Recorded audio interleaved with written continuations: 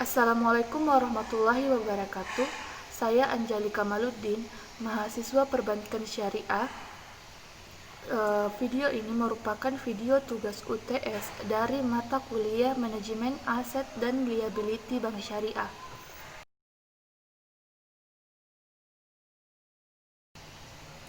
Pandemi virus corona atau COVID-19 memberi dampak tekanan terhadap perekonomian, termasuk pada sektor jasa keuangan, terlebih lagi pada sektor perbankan. Pergerak utama ekonomi nasional adalah konsumsi, investasi, serta kegiatan ekspor-impor. Perbankan memiliki peran penting dalam ketiga kegiatan tersebut. Maka dari itu dibutuhkan peran perbankan dalam membantu menstabilkan perekonomian negara, terlebih lagi di masa pandemi COVID-19 seperti saat ini. Berdasarkan pernyataan Otoritas Jasa Keuangan atau OJK yang mengatakan bahwa kondisi perbankan Indonesia saat ini masih terjaga di tengah pandemi COVID-19. Hal ini disebabkan adanya dukungan tingkat permodalan yang tinggi dan likuiditas yang memadai. Meski intermediasi perbankan mengalami tekanan sejalan dengan melambatnya perekonomian domestik.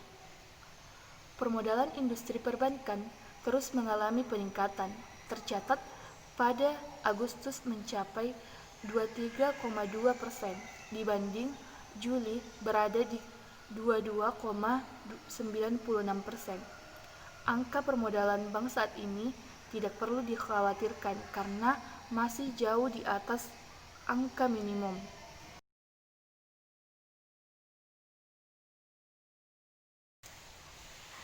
Kegiatan perusahaan dengan pihak-pihak lain membutuhkan posisi keuangan dan perkembangan usaha perusahaan.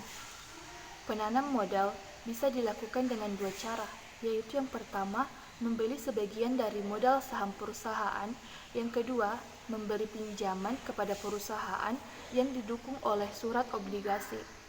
Investor maupun calon investor membutuhkan laporan keuangan untuk dijadikan bahan pertimbangan saat melakukan investasi pada suatu perusahaan. Laporan keuangan suatu perusahaan bisa dijadikan sebagai alat untuk menilai bagaimana perusahaan tersebut berjalan dan berkembang.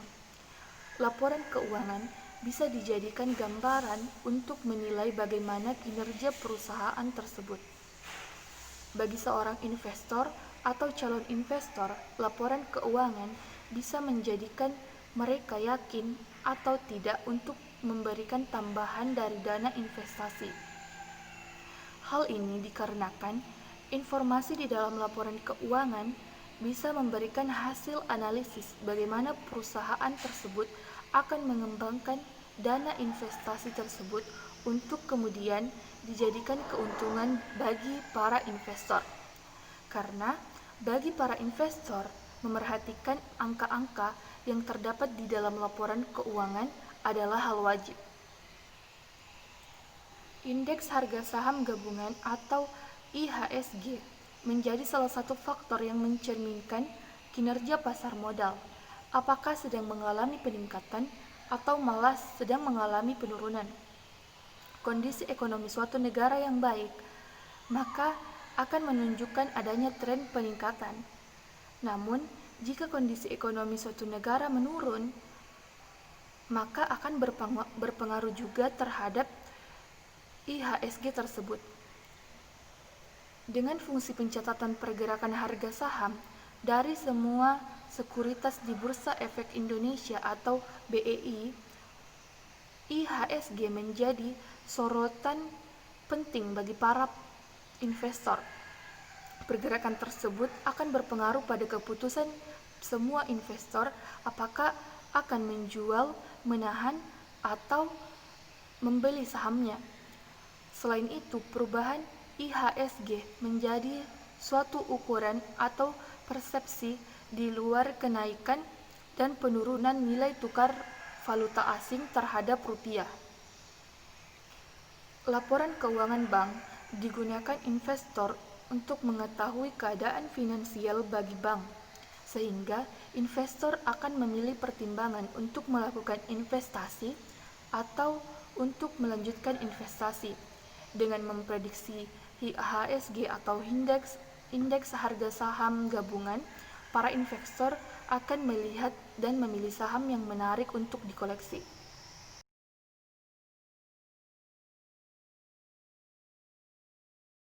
Berdasarkan informasi dari sebuah artikel berita CNBC Indonesia yang judulnya Adu Kinclong Bank Beraset Jumbo, maka diperoleh data informasi yaitu kinerja PT Bank Rakyat Indonesia Tbk.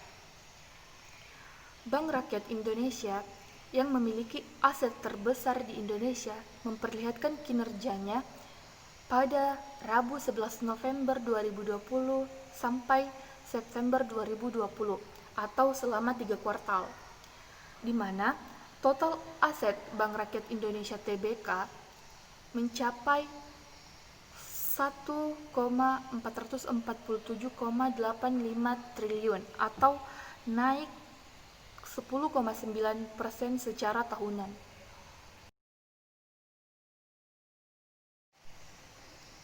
Melihat dari tabel kredit, di mana dilihat pada kuartal pertama dan kuartal kedua mengalami penurunan dari 930,73 triliun menjadi 922,9 triliun, namun mengalami peningkatan pada kuartal ketiga sebesar 12,38 triliun dari 922,97 triliun menjadi 935,35 triliun.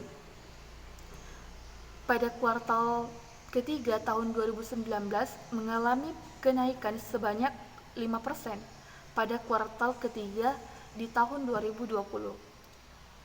Jadi dapat disimpulkan bahwa kredit pada Bank Rakyat Indonesia (TBK) mengalami peningkatan meski saat pandemi COVID-19.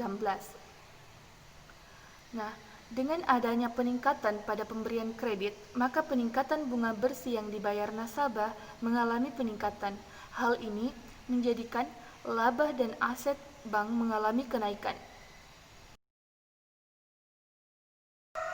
Dana pihak ketiga atau DPK dilihat dari kuartal pertama dengan kuartal kedua mengalami peningkatan menjadi 1,072,5 triliun dan meningkat lagi pada kuartal ketiga menjadi sebesar 1,139,93 triliun. Pada kuartal ketiga tahun 2019 mengalami kenaikan sebanyak 18% dari kuartal ketiga pada tahun 2020. Jadi, dapat dilihat bahwa dana pihak ketiga atau DPK pada Bank Rakyat Indonesia Tbk mengalami peningkatan yang besar meski sedang mengalami pandemi COVID-19.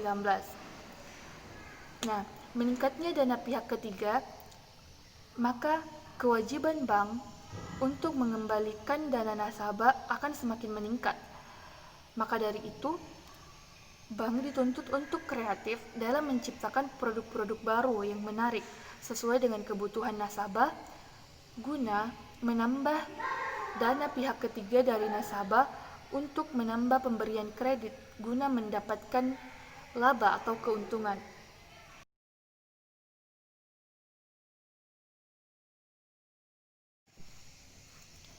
Di tengah pandemi COVID-19 ini, untuk mempertahankan kinerja pertumbuhan pada sektor perbankan, bank harus mampu menciptakan produk-produk baru yang bisa ditawarkan kepada masyarakat atau nasabah, yang bisa memudahkan nasabah dalam melakukan transaksi di masa pandemi COVID-19.